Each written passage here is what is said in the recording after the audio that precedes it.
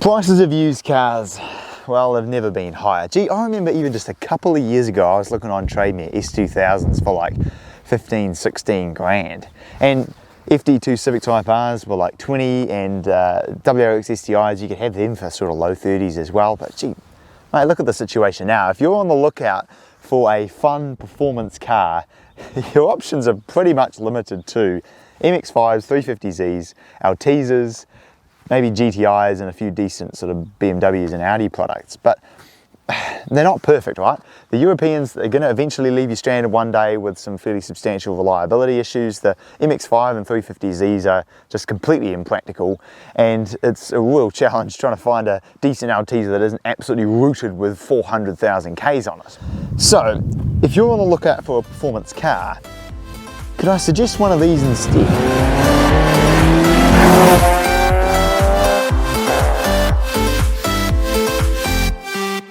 The great thing about these is that Honda sold heaps of them. Over 1,000 manuals and many times more autos as New Zealand new cars alone. So there's always a really great selection on various auction sites all over the country.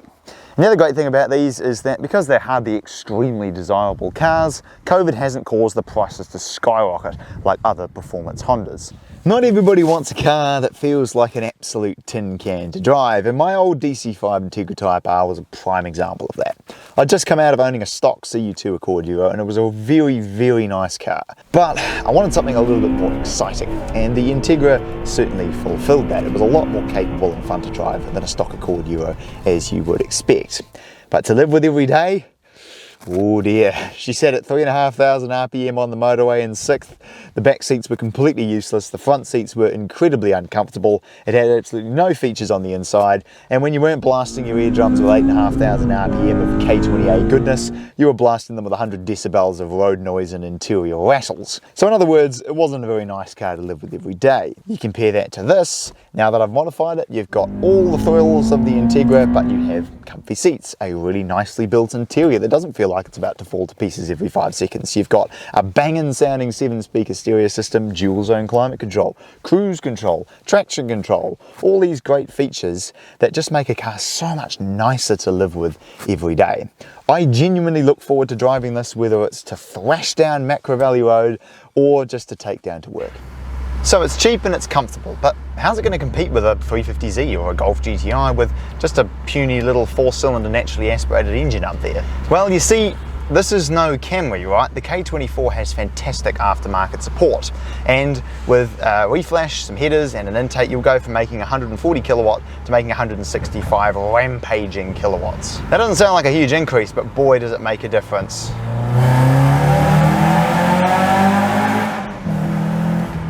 This thing is a rocket. It is truly incredible how much of a difference just a few bits of pipe really and plugging your phone into the OBD2 port can make to the performance of this car. It's truly sensational.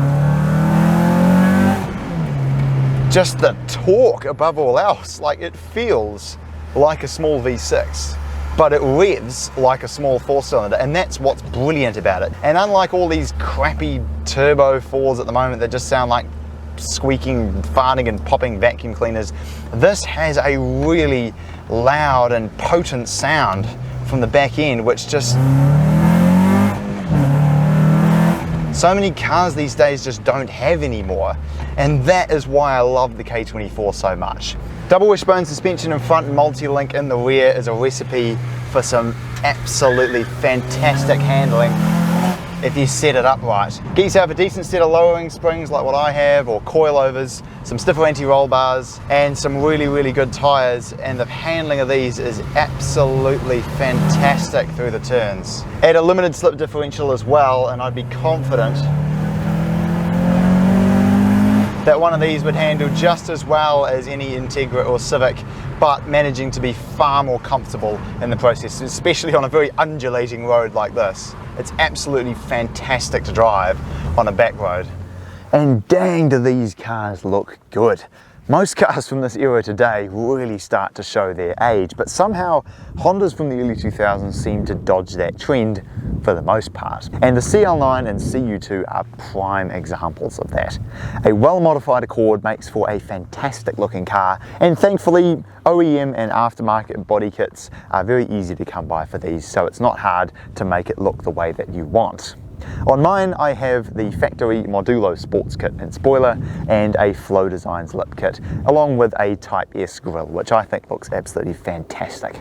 You know, on the face of it, a front wheel drive family sedan doesn't sound like a great recipe for a fun backroad barnstormer, but there are definitely advantages in starting out with a car like this as your modified car of choice, because for the money, few cars offer an experience as comfortable, smooth, refined, and quiet when you want it to be, but also with the performance and just instant response of a K24. It's just such a glorious combination where you spend not really a huge amount of money if you're just doing the basics, but getting yourself a phenomenally fast, incredible sounding,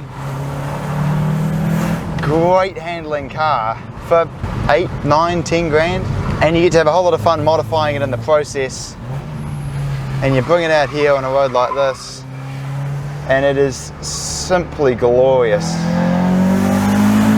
But I have not yet driven a car for this sort of price point that is just this brilliant to drive, and that's why I've kept this, man. In the past, the cars I've kept, I've barely kept them any more than 6 months. It's become a bit of a running meme among my friends that, oh, Liam's bought another car. But I've had this thing for getting on 2 years now, and I still love it. Like, it is just fantastic, and I've got absolutely no plans on selling it anytime soon because it's just so good, so brilliant. And I've had other people drive this car who are used to much more powerful, crazy things, like my friend with the 335i. Every time he gets out of this thing, he goes, mate, I hate to admit it, but that is fantastic. And it puts a smile on your face because you're like, yeah, it is. It's brilliant. It's glorious. So rather than going out and buying yourself some rusty old piece of Japanese memorabilia, why don't you get yourself one of these? It just does everything I could ever want perfectly. It's brilliant.